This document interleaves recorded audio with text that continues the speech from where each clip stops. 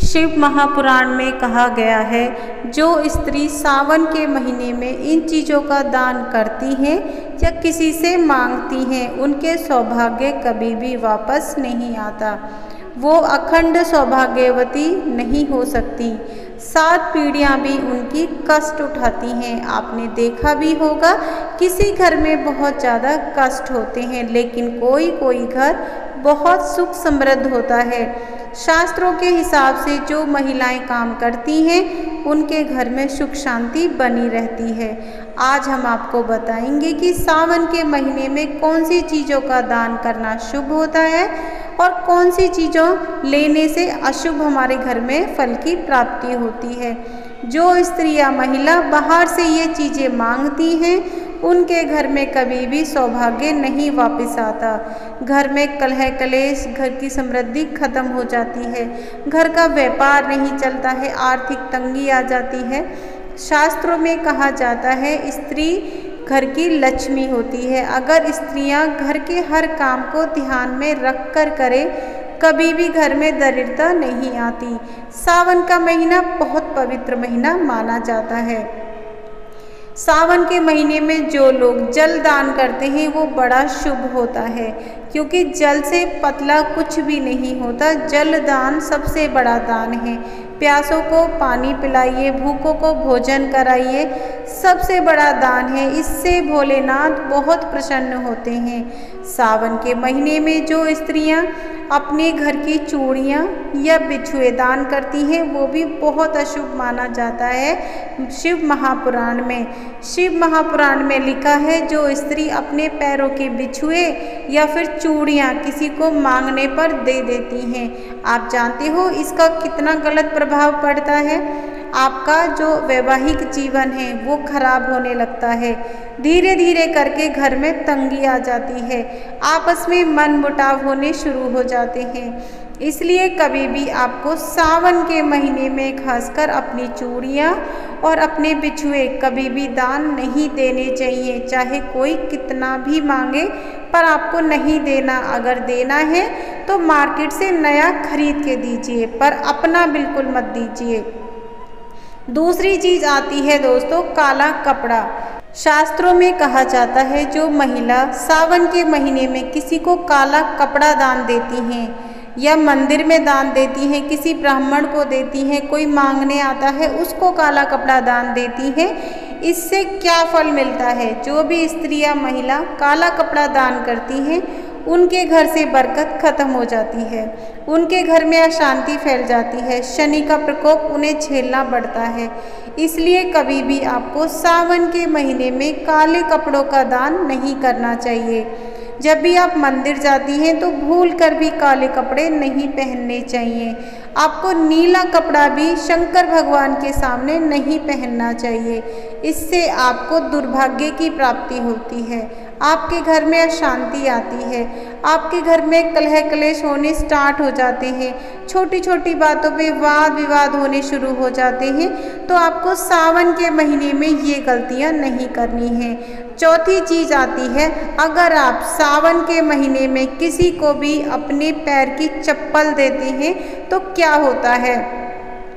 अगर आपके घर के दरवाजे पर कोई मांगने आ जाए और आपसे मांगे कि आप अपनी चप्पल दे दो, क्या आपको देनी चाहिए?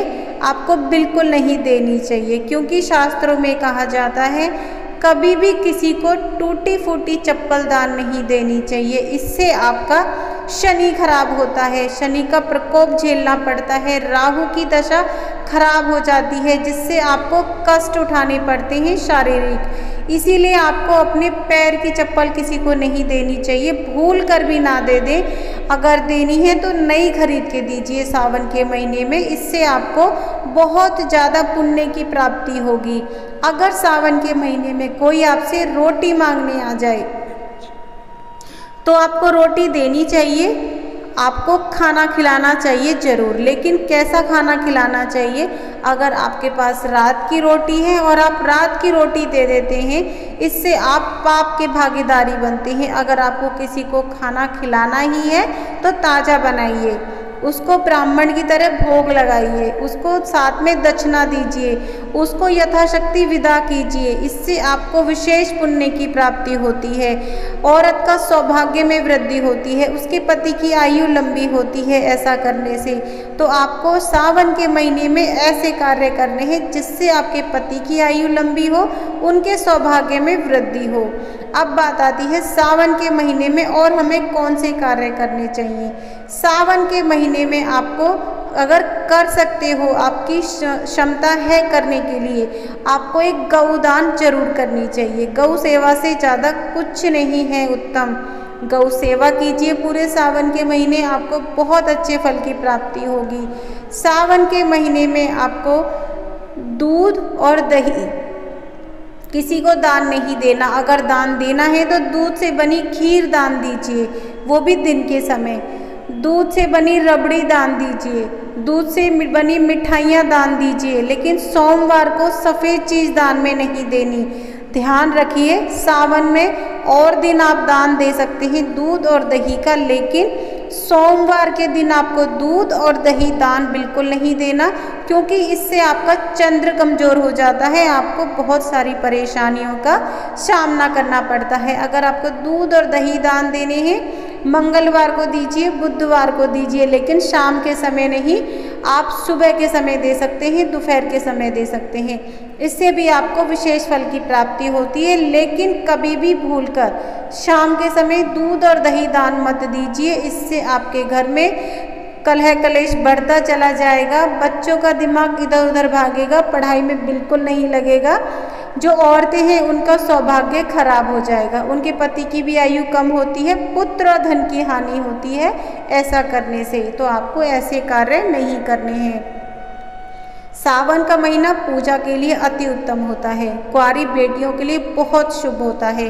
अगर आप चाहती हैं कि आपकी बेटी का शादीशुदा जीवन, जिनकी अभी शादी नहीं हुई है, होने वाली है, आगे का समय बहुत अच्छा रहे, तो उनसे क्या करवाएं। अगर आपके घर में भी कुंवारी बेटियां हैं तो उनको सोमवार के व्रत रखवाएं।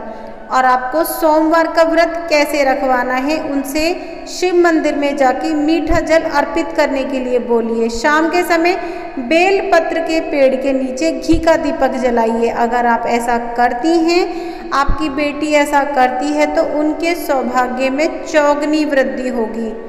शादी के बाद उनका जीवन बहुत सुख में रहेगा, ससुराल में मान सम्मान मिलेगा, क्योंकि बेलपत्र के पेड़ के ऊपर सभी देवी देवता वास करते हैं। कोई परेशानी है तो ज़रूर बताएं। मिलती हूँ कल नई वीडियो के साथ।